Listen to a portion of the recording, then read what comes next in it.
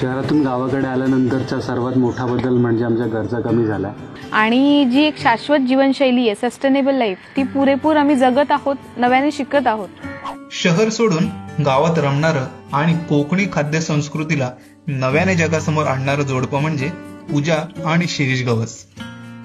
पूजाने पुण्याच्या FTII मधून पदव्युत्तर शिक्षण घेतलं आणि शिरीषने MBA केले. शहरी उत्तम जीवन आणि नोकरी चालू असताना कोरोनाच्या काळात अचानक दोघांच्याही नोकऱ्या गेल्या.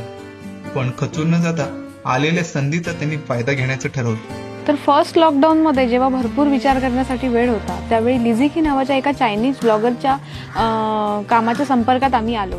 तिचे व्हिडिओ रेग्युलरली पाहू लागलो आणि त्या व्हिडिओच्या प्रेमात पडलो आणि मग आपल्या मातीत जाऊन असंच काहीतरी काम करावं असं आम्हाला वाटू लागलं. जमवलेले सर्व पैसे सोबत घेऊन ते थेट आपल्या गावी कोकणात गेले आणि मग काय, शून्यातून सारं काही उभं करून त्यांनी रेड सॉइल स्टोरीज नावाने YouTube चॅनल सुरू केलं. शहरी वातावरणात वाढल्यामुळे कोकणी जीवनशैलीच्या अनेक गोष्टी ते गावातल्या लोकांकडूनच शिकले. पूजाने आपल्या शिक्षणाचा पुरेपूर वापर करत चॅनलसाठी दर्जेदार व्हिडिओची मालिकाच सुरू केली आणि अवघ्या 10 महिन्यात 1 लाखाहून जास्त सबस्क्रायबर त्यांच्या चॅनल सोबत जोडले गेले. आज ते आपल्या चॅनलमधून कोकणी पारंपरिक पाककृती या पारंपरिक पद्धतीने बनवून सर्वांसमोर आणत आहेत. सोबतच तिथल्या नयनरम्य निसर्गाचा आणि जीवनशैलीचा वसाही जपत आहेत. त्यांचं चॅनल 40 पेक्षा जास्त देशांमध्ये बघितलं जातं, म्हणूनच ते त्यांच्या व्हिडिओजला 40 वेगवेगळ्या भाषांमध्ये सबटायटल जोडतात.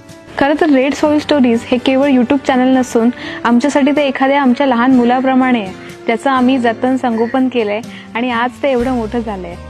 भविष्यात संपूर्ण महाराष्ट्रातील लुप्त होत चाललेल्या पाककृती नव्याने लोकांसमोर आणण्याचं त्यांचं स्वप्न आहे. त्यांचा हा अनोखा प्रयत्न खरोखरीच वाखाणण्याजोगा आहे. अशाच नवनवीन स्टोरीज पाहण्यासाठी नक्की फॉलो करा द बेटर इंडिया मराठी.